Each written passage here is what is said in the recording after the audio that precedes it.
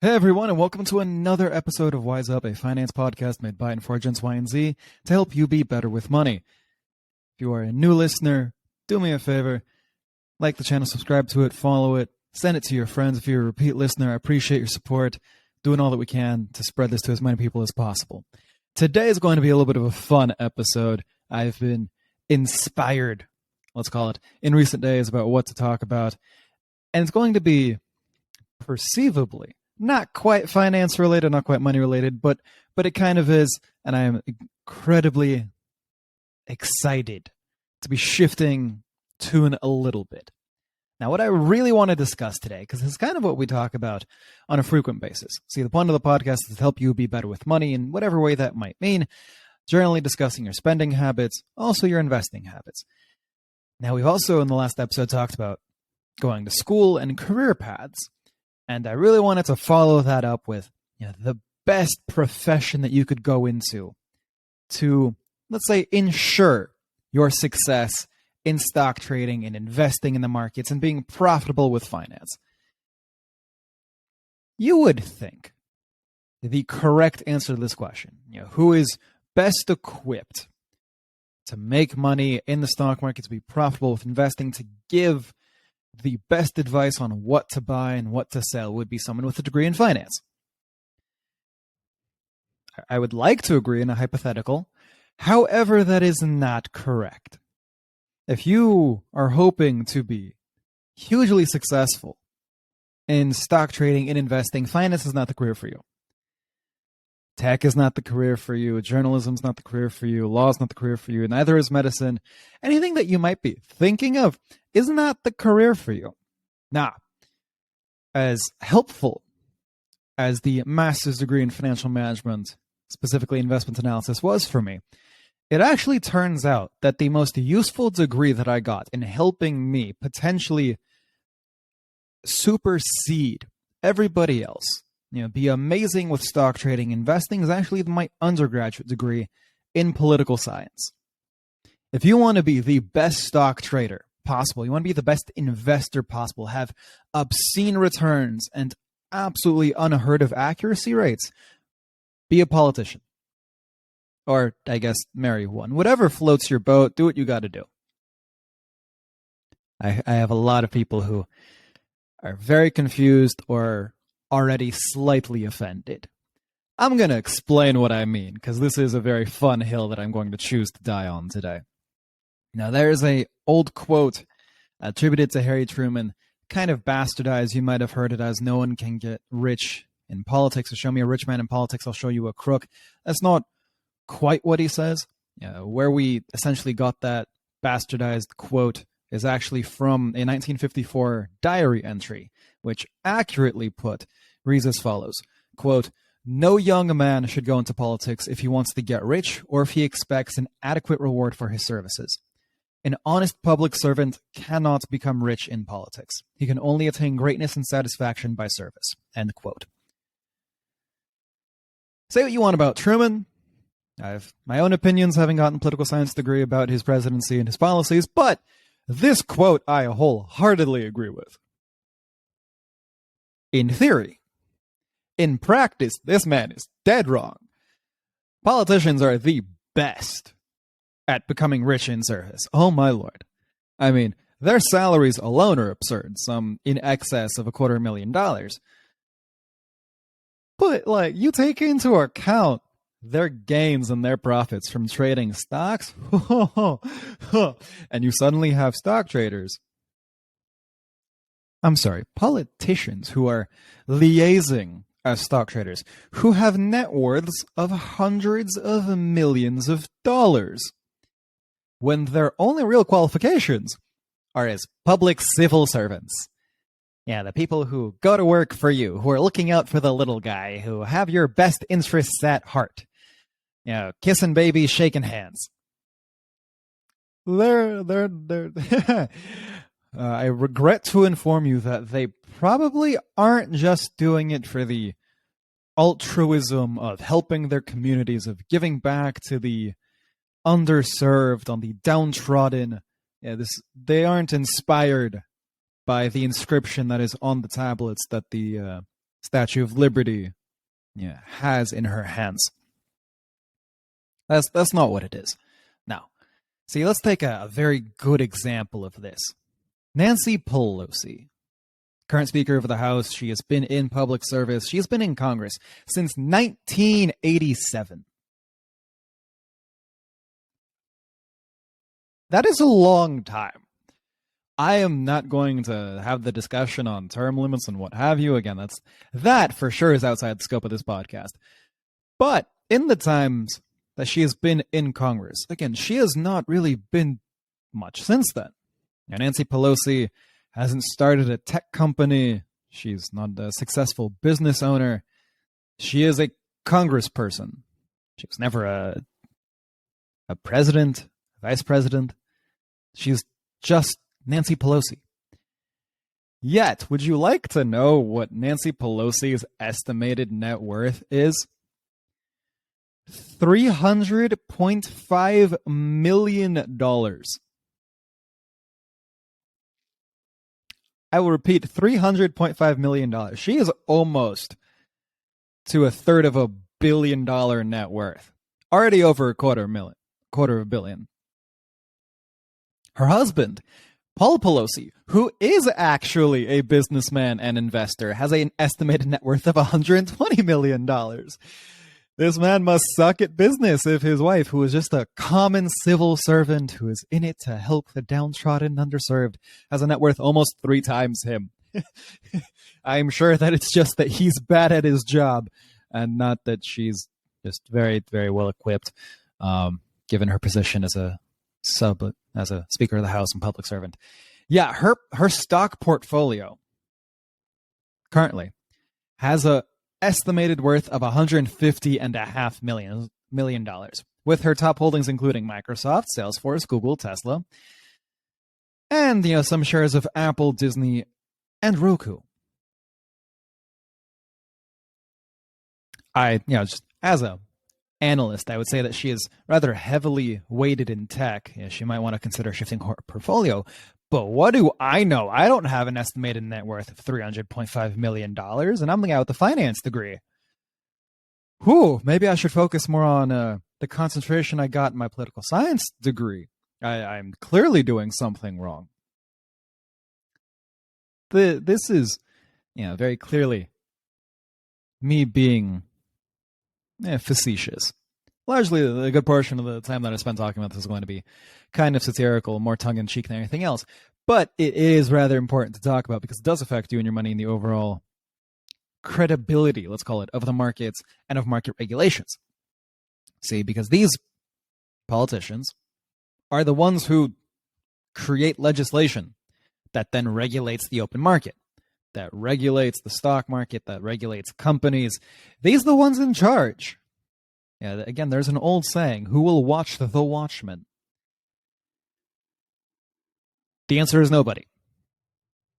The answer is absolutely nobody. If you have been paying attention, in recent months, there's been a stronger push to ban stock trading by congressional members. It's not really gone anywhere. Mostly because you have people like Nancy Pelosi who aren't exactly pushing it forward. I wonder why. It's not like they have any vested interests in keeping it going. And to be completely honest, I kind of hope that they never actually get to banning insider stock trading by politicians. Because again, if this doesn't work out for me, I'll always use my political science degree and just run for Congress. Listen, best of both worlds. I'll get it right then for sure. Now, again, I'm being facetious here. But I'm also not. See, we have been talking about banning stocks, not just since the beginning of this year. We've been going back years with this. I mean, quite literally, the House passed a bill back in 2012 that when it was announced said that it was going to ban all stock trading. Like there's an NPR article from 2012. Thank God things are frozen in time. Where they talk about how it would ban stock trading. Yeah, it would completely, remove any of these issues. It would be fine. It would kill insider trading. It was great. It passed overwhelmingly, 417 to 2. And the Stock Act, after some congressional committee meetings, marginally changed, but it did pass. It became law. The Stock Act became law a decade ago. And yet, here we are, a decade later, trying to pass a bill that bans stock trading. I thought we already did this. I'm confused. Did I miss something? If you've been following the podcast for a while, you know that I asked that question rhetorically, because the answer is no, I didn't miss anything. It was never meant to actually ban stock trading. See, something that I have noticed in my career, my young career to this point, in finance, in studying the history of financial regulations and using my political background to understand and delve into the history of these acts, is that politicians love passing bills. They love resolutions, they love amendments, they like being able to go home to their constituents and saying, hey, we passed a bill. We did it. We're looking out for you guys. We are restoring faith of the American people in this institution. It's actually a direct quote back from 2012 from Representative Tim Walz of Minnesota. Quite literally, they're restoring the faith of the American people in the institution. That's what they will put their money on. It is ironic that we are renewing this conversation right around time for the midterm elections. I'm sure that has nothing to do with anything. I'm sure I'm just being overly cynical. These are two entirely coincidental facts. But let's pretend for a second that I'm not just being overly cynical. There's a reason why, for decades, there's a constant trend of politicians passing a bill, and then some years later, passing a bill that seemingly does the exact same thing as the previous one.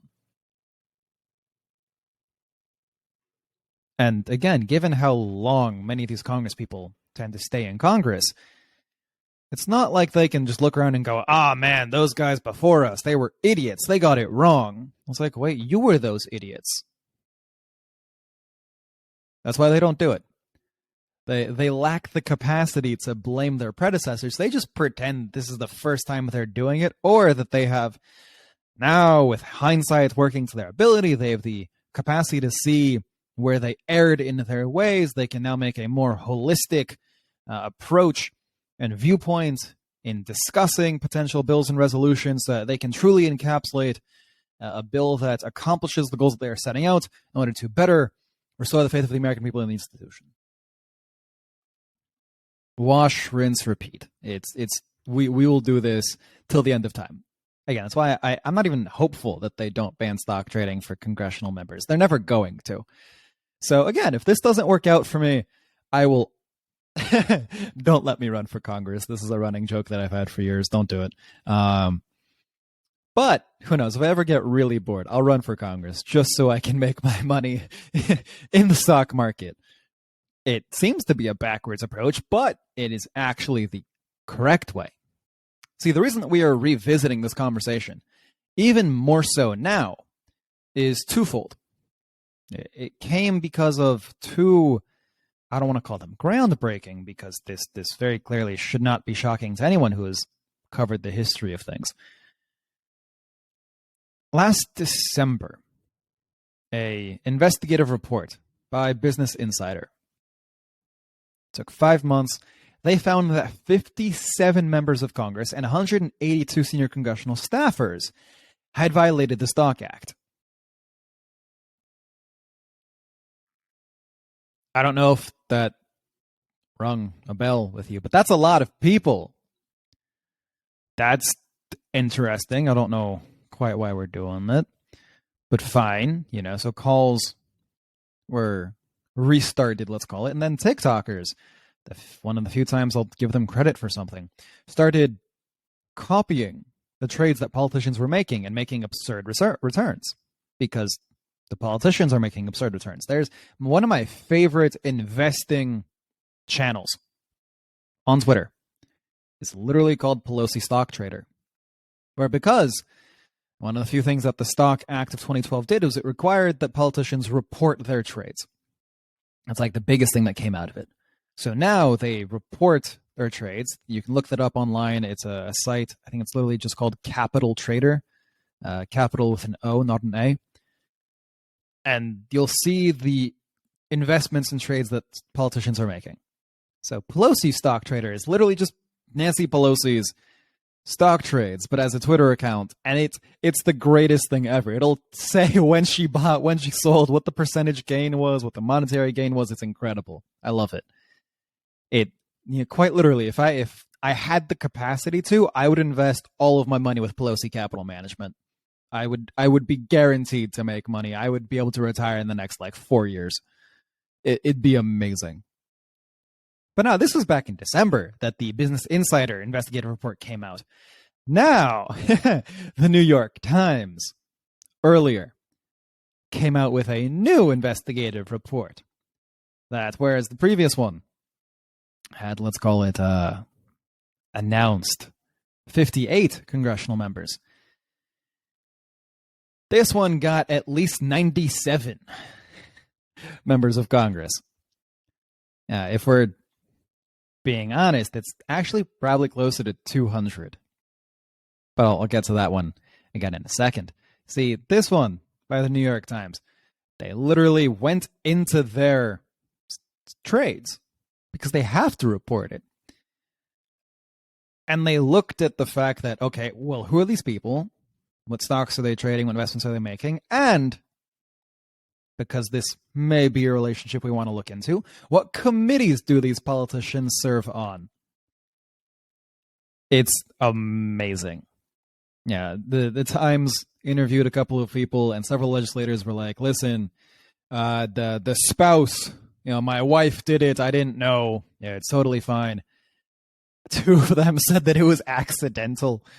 Like, oh no, honey, I accidentally bought $20 million worth of Apple. I don't know how I did that. I just wanted to buy apples from Whole Foods.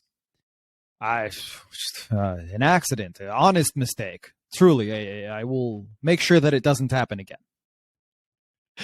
It was great to me when this report came out because there is no real way of arguing your way out of it because it's nonsense. So now we're reconsidering a bill. There are a couple that are in the works right now. The main one is co-sponsored by Senator John Ossoff of Georgia. There are a couple of other ones that are bipartisan. Again, these aren't going to go anywhere in the sense of actually accomplishing the goal. They might get passed. I wouldn't be shocked if, I don't know if it'll happen this year. It's already middle of September, maybe next year. I wouldn't be shocked if a bill passes that bans stock trading. But then again, given that back in 2012, we passed a bill that banned stock trading, it's fine. It will not ban stock trading. It'll just be something they can write home to their constituents about how they're doing their jobs. They're looking out for them, restoring faith in the institution. And it's kind of funny because there seems to be some members of Congress that are trying to take the opposite approach. I guess not understanding how to politic well. They should have taken a political science class or two, because you have some politicians who are coming out and just, we don't support this. Again, even the 2012 Stock Act was 417 to 2. So even then, some people were like, we're not doing this. So let's just quote a couple of these politicians who are not in favor of banning stocks. To quote Senator Tommy Tuberville of Alabama, Republican, quote, "This is a free country, last time I heard." The Times article identified him as one of the people who had a trade that most definitely constituted a conflict of interest. Another one, Representative Elaine Laurie, Democrat, Virginia. She was against the ban because, quote, "Why would you assume that members of Congress are going to be inherently bad or corrupt? We already have the Stock Act that requires people to report stock trades." End quote. That is a legitimate quote by a current serving member of Congress. I don't know if that's lack of self-awareness or just a defense mechanism kicking in to immediately project precisely what we're all thinking. Like, oh, why would you think that politicians are corrupt? What an idea. It's like, oh yeah, what an idea. I'm sure that nowhere ever in American or human history have politicians been accused of being corrupt. I've never had that idea, and I've never seen it in any history book. No, you're right, Elaine. You got me. But I want to focus on a different thing. See, the Tommy Tuberville quote about being a free country the last time I heard. I'm sure that some people are going to hear that and go, "Oh, well, it's just one of those country hicks." Trying to count how many critters he put in the damn pot. Like, whatever. He's a country guy. He cares about shooting guns and whatever else. Can I level with you for a quick second?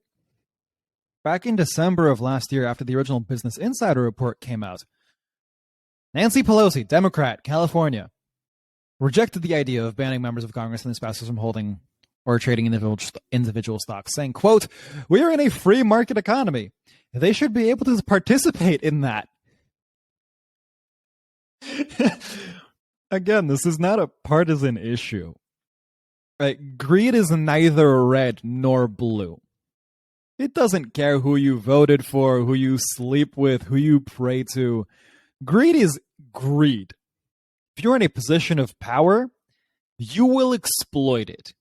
That is a lesson of human history.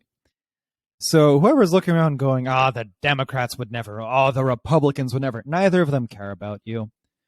I said this on, what was it, Monday when I was talking about how the German Minister of Economics, Robert Habeck, had just promoted that businesses that were going to go bankrupt just close down. It'll be fine. Politicians don't care about you. They never have, they never will. They care about getting your vote. Again, hence the now immortal quote that I've been repeating ad nauseum. I want you to go to bed and dream about this quote. Restoring the faith of the American people in the institution. That is their goal, for you to have faith. Because faith is not a logical thing. Faith is quite the opposite. It's a sense of trust that is generally not validated by some external or internal force. Now, we can argue definitions, but that's a very simple, let's call it working definition of what faith is. That you have faith generally in spite of evidence, let's call it. They want you to have faith in the institution, in them, in their jobs, in their credibility, their honesty, their loyalty, whatever it is. Because if you don't, you won't vote for them. And if you don't vote for them, they can't get into office and they can't make a net worth of $300.5 million. And they don't want to do that. They like being rich. It's just us plebeians who have to worry about how to actually legitimately, legally make money. They're fine doing whatever the hell they want. It's ironic. And it's hilarious. Again, I had brought up the fact that after the newest New York Times report came out, a couple of members had the audacity to claim that their wife, their spouse, whomever, bought stocks without their knowledge. Going back to December, a spokesperson for Nancy Pelosi, Drew Hamill, was asked about this. And I'm going to quote him again because I love political rhetoric. It's amazing how much they speak in metaphors that mean absolutely nothing. Quote, "The Stock Act exists to shine a bright light on trades by members of Congress. Sunlight is the best disinfectant." Oh, man. I mean, as a line, I was going to say this as a, low-grade political commentator who did speech and debate in college and has a degree in political science. Bro, that's horrible. You got to revisit the drawing board with that one. That is just a bad line. Do better. But it's great because he continued. Because he was pressured on, Nancy Pelosi and her unwillingness to support a ban on stock trades, juxtaposed with her trading activity. He says, quote, "The Speaker does not own any stocks. As you can see from the required disclosures with which the Speaker fully cooperates, these transactions are marked SP for spouse. The Speaker has no prior knowledge or subsequent involvement in any transactions." End quote. Again, the literal official response for why stock traders that are politicians should be immune from any prosecution or potential legislation is, hey guys, we didn't know it's our spouses who did it. There can be no potential correlation between us being politicians serving on committees that oversee potential legislation, deals, or anything of the sort impacting our spouses' stock trades, which generally go and work in the same joint bank accounts because we're married. Nah, couldn't possibly be that. How could you say such a thing? We would never. I also love the fact that being in politics means that you're allowed to railroad your spouse publicly. Like, I'm sorry, honey, I'm going to throw you under the bus today. Oh, it's fine. Are you going to make a few more $1 million in the stock trade? Oh, hell yeah. Oh, do it. Just have Amtrak just roll right over me. I don't care. It is legitimately, I love it. It's amazing.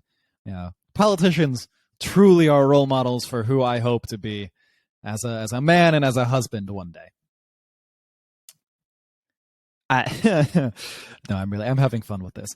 So let's just delve a little bit further into the New York Times report, shall we? So I had mentioned that officially they talked about 97 members of Congress.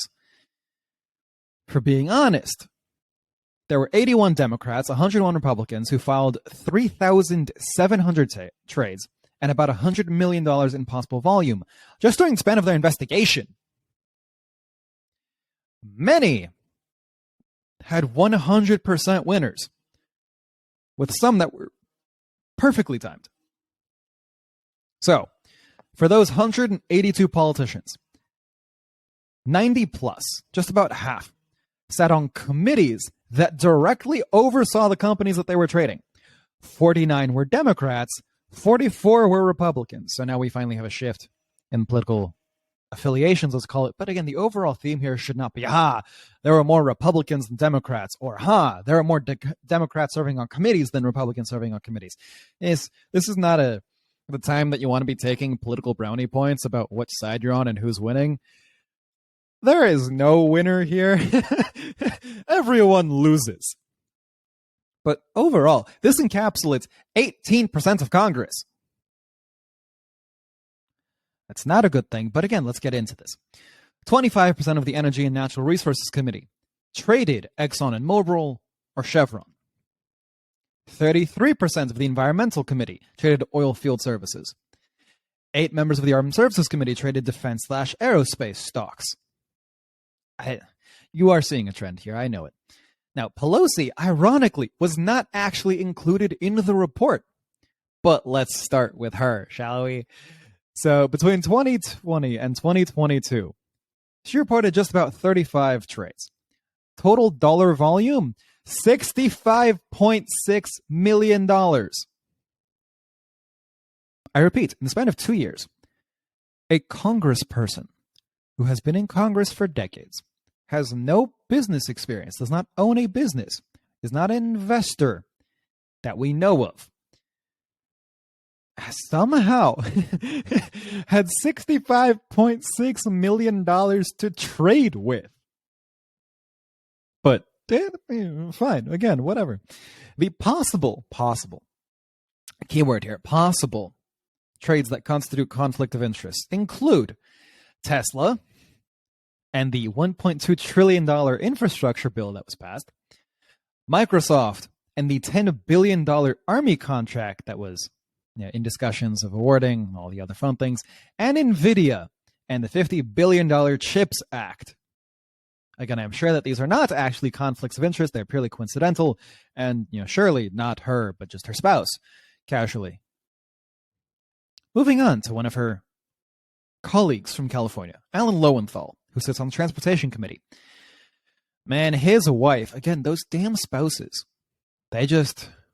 I guess if you marry a politician, you suddenly become an expert stock trader. I think that's what's going on here. His wife made some brilliant trades on Boeing. See, March 5th, 2020, she sold $30,000 worth of Boeing shares. Or, I'm sorry, did I misread that? 30,000 Boeing shares, period. One day later, on March 6th, his committee released damaging findings on the 737, which led to Boeing dropping 35+% in a week. Again, I'm sure I have no doubt that Alan Lowenthal, congressperson out of California, would never violate the integrity of the institution by discussing his potential findings of his committee with his wife, and that she just knew, using her powers of intuition, telepathy. She knew. She just knew. Alan Lowenthal, once again, sits on the Natural Resources Committee. His wife perfectly played 2 rallies on Sunrun, which is a renewable energy company that I, ironically enough, wrote about earlier this year. Back in November of 2019, bought about $30,000 worth of stock at $14.50. February of 2020, sold $45K at $21. March of 2020, bought back in at $9 and sold 78 total times as the stock ran to $80 a share, for an overall return of 780% in half a year. You know what? I take back my previous statements. I don't want to invest with Pelosi Capital Management. I want to find Alan Lowenthal's wife and invest with her, because she clearly knows what she is doing. Again, because it couldn't possibly be the fact that she has a husband who sits on multiple congressional committees. Nah, it couldn't possibly be that. Never. Gabe, you're just too much of a cynic. You got to trust politicians more. They are looking out for our best interests. But, again, I've bashed on Democrats a little too much. Let's look at Republicans. Mike Kelly, Republican in Pennsylvania. His wife bought $50,000 worth of shares of stock trader CLF. I actually don't know what that trades for. Just one day after being briefed by the Commerce Department that it was launching an investigation into the company. She bought at $4.70 and sold at $18.11. A cool couple 100% gain. And, ironically, that was the only individual trade she made that year. Astonishing. I think I know what happened.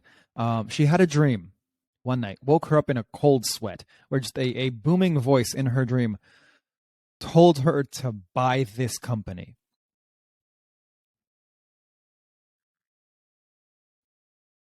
And she did. That is, I'm sure that is what happened.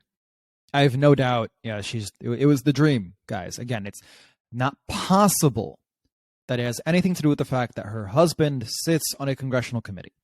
Not in the slightest. John Rhodes, Republican out of Tennessee, sits on the Financial Services Committee. He sold shares of Wells Fargo a couple months before his committee issued a critical report on the bank. On November 12th, 2019, he sold $250,000 worth of Wells Fargo at $54.22. On March 1, 2020, the report was published, and then Wells Fargo tanked 30% to $37. See, sometimes, and this is kind of what skews the data, it's not just they made exponential gains, that they saved exponential losses. But, again, this time can't blame the wife. He made the trade. I'm sure that, again, he was just looking at market conditions, doing a true analysis of the yield curve inversion, which had happened a couple months prior. I'm sure he was looking at the weakness in the overall production market. This is November of 2019. I'm sure that he had his ear to the ground, potentially on some global pandemic that may or may not have been occurring, and he was just concerned about things. He did his own research. He read the news. He was just up to date and prudent about what he should be doing, and he just made the trade. I'm sure that's precisely what happened. Richard Burr, Republican, North Carolina, sits as the head Intelligence Committee. On February 13th, 2020, him and his family liquidated their entire portfolio and went into treasuries. A month later, if you remember, the market, in the span of 3 weeks, declined 30%. Again, I'm sure, absolutely sure, that it couldn't possibly have been the fact that sitting on the Intelligence Committee briefed him to the fact there was a global pandemic that was shutting down parts of China, potentially causing havoc that would wreak global economies.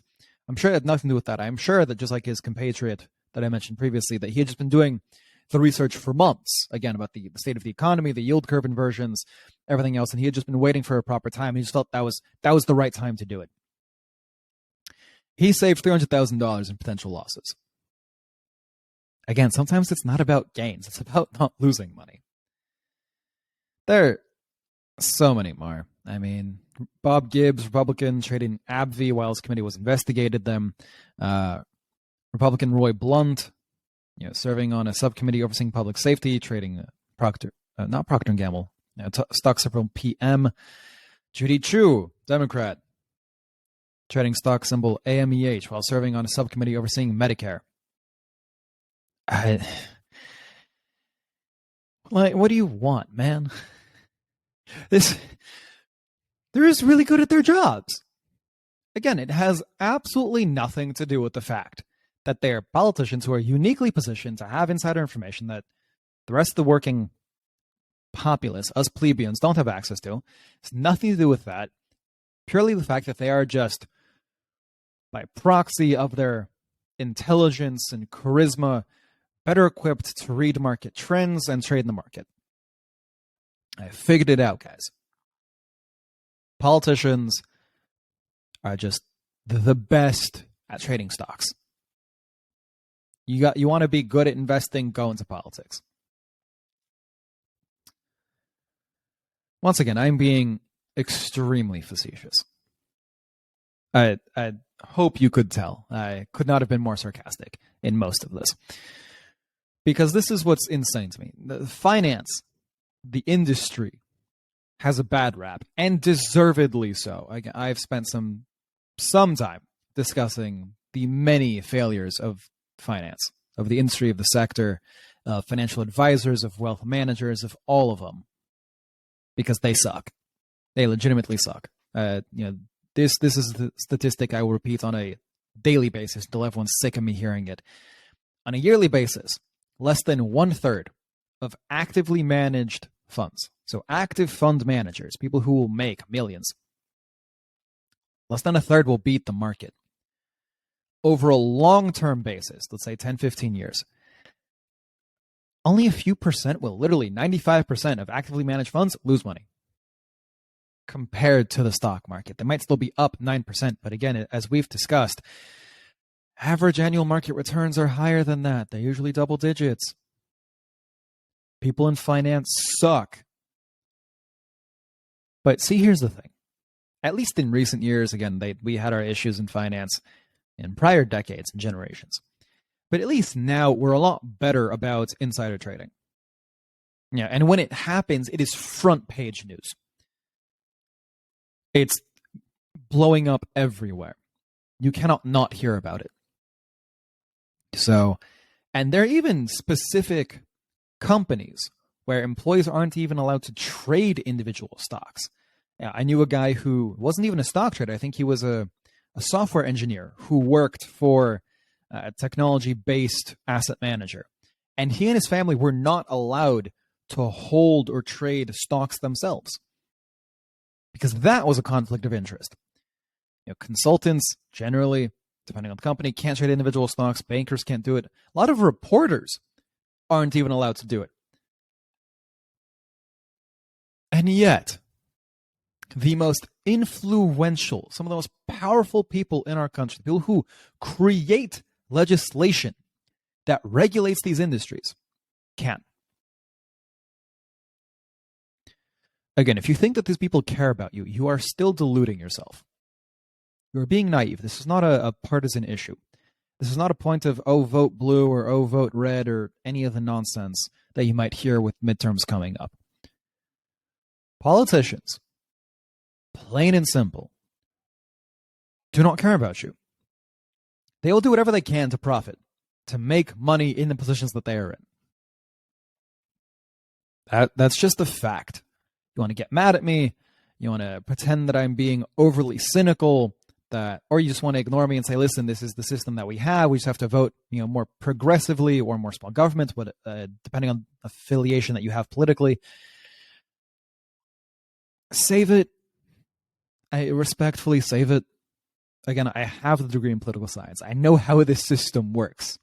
I don't need a lecture from someone on TikTok telling me that if I just read more or if I just got involved in the grassroots, I would understand better, or I would have a more positive outlook on things, or I would want to get more involved. Don't do me like that. Give me some respect. I have the degree. I was involved in political organizations on campus in undergrad. Yeah. Again, I don't want to say an expert anymore. I've been out of the loop. I don't know if I'm out of the loop entirely, but I'm largely out of the direct on the ground operations, and I've been out of the loop for a couple of years now.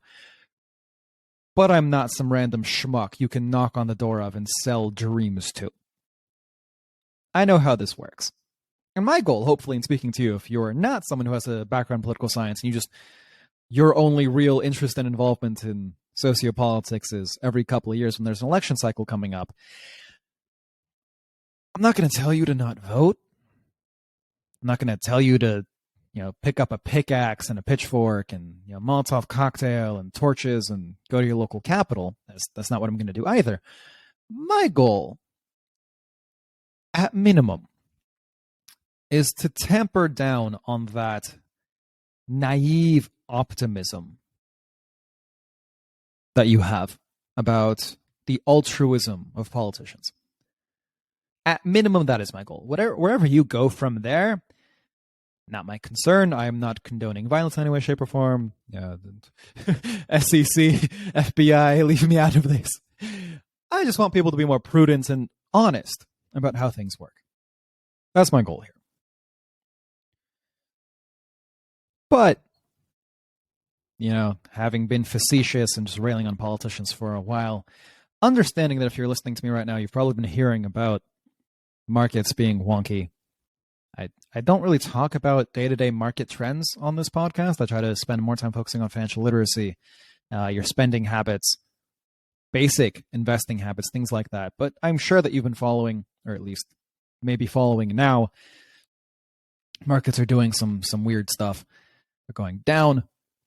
You might be confused. So, outside of my joke of going into politics, marrying a politician, or following their stock trades directly and exclusively, I'll give some other general advice on how to approach right now, this tumultuous time that it seems that we're facing, and hopefully encourage you to not listen to the politicians who are profiting off of all of this. My number one piece of advice is to shut out the external world.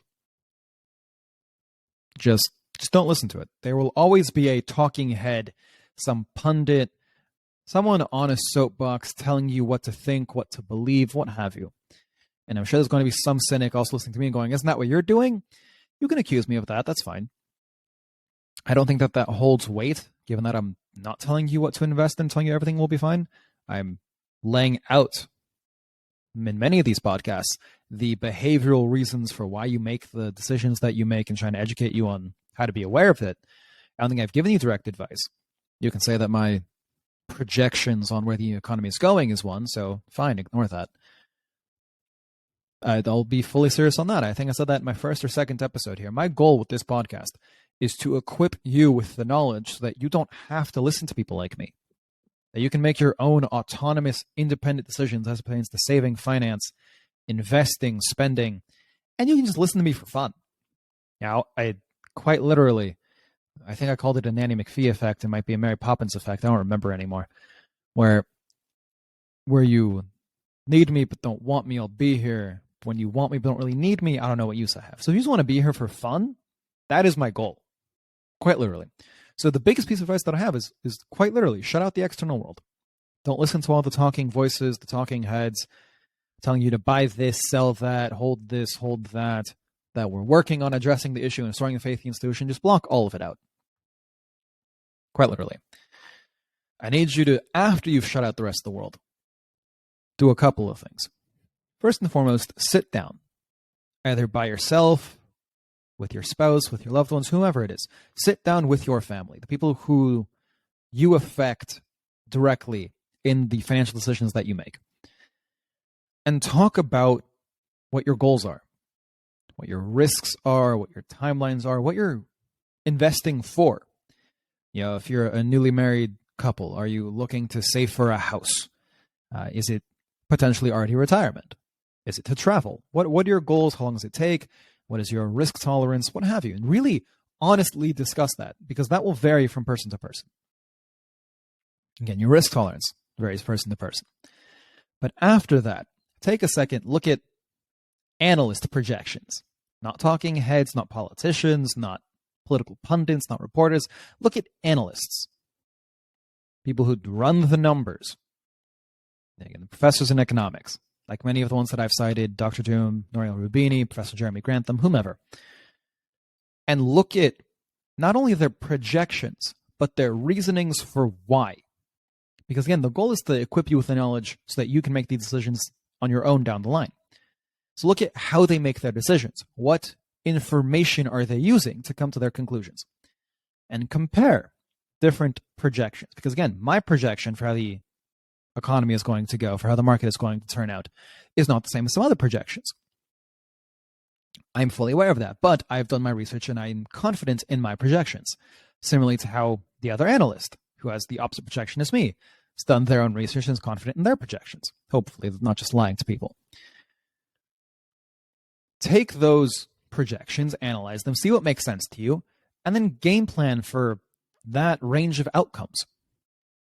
Or, if I am being honest, I think the more prudent approach is to more cynically live by the standard of planning for the worst and hoping for the best. So take those worst case scenarios, those doomsday scenarios as postulated by Dr. Nouriel Roubini, Professor Jeremy Grantham, and myself, and plan out your budget in that way. Assuming worst comes to worst, how should we be spending? How much should we be saving? How much should we be investing? How does this affect our life?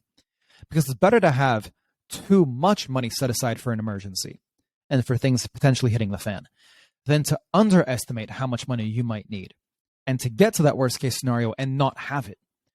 Because see, if I'm wrong, if others are wrong, that it's not a worst case scenario and you've prepared for one, yay, all you've done is cut down on unnecessary spending. Now you have hopefully more money to work with. You have positioned yourself properly so that you are now well equipped to approach this situation, environment you find yourself in. That is my piece of advice. Find your goals, your risk tolerances, what you're interested in. Find those projections, try to understand them, try to reason through them, see where the logic for them is, and then plan out with your family. Again, even if that's just you, you are your most important family member, respectfully. And plan out what you would need to do to live, maybe not even comfortably, but at least to get by, to not worry about things as much in the worst case scenario, in best case scenario, and everything in between, and then execute. And that might take you a couple of days, might take you a couple of weeks. But I guarantee you that will serve you better, not just financially, but also emotionally, knowing that you are in control of your own money, than listening to talking heads or listening to politicians or hoping that they bail you out. See, I covered this in my episode on Monday, that the European Union, some countries are tossing around the idea of a bailout, which kind of still directly comes from you. I've covered that, but this is what I want people to do, to understand. You are not a damsel in distress. And your politician, your local congressperson is not your knight in shining armor. They are not here to save you. You're an adult. Save yourself. That is all that I have for today. Thank you all for tuning in. Kind of split that up into a largely facetious, almost tongue-in-cheek section, followed by a very quick, realistic approach to how you should be looking at life right now.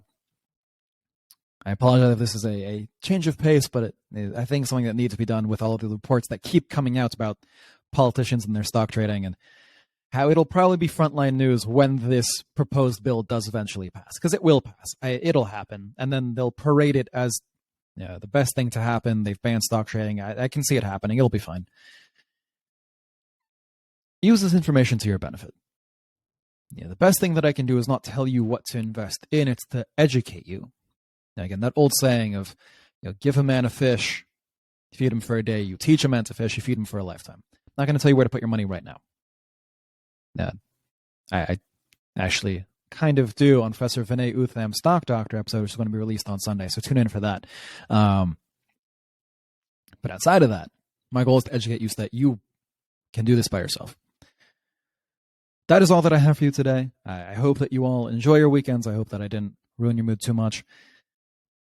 I appreciate all of you who are tuning in. It really does mean the world to me. Again, if you are new here, you liked what you heard, or you found it interesting, do me a favor, wherever you're getting this, whether this is on YouTube, you're watching me, or listening to it on any of the platforms that we have the audio, like it, send it to friends, follow the channel, subscribe to it, so that we can help everyone wise up. I appreciate all of you. Enjoy your weekends, and I will talk to you on Monday. Bye.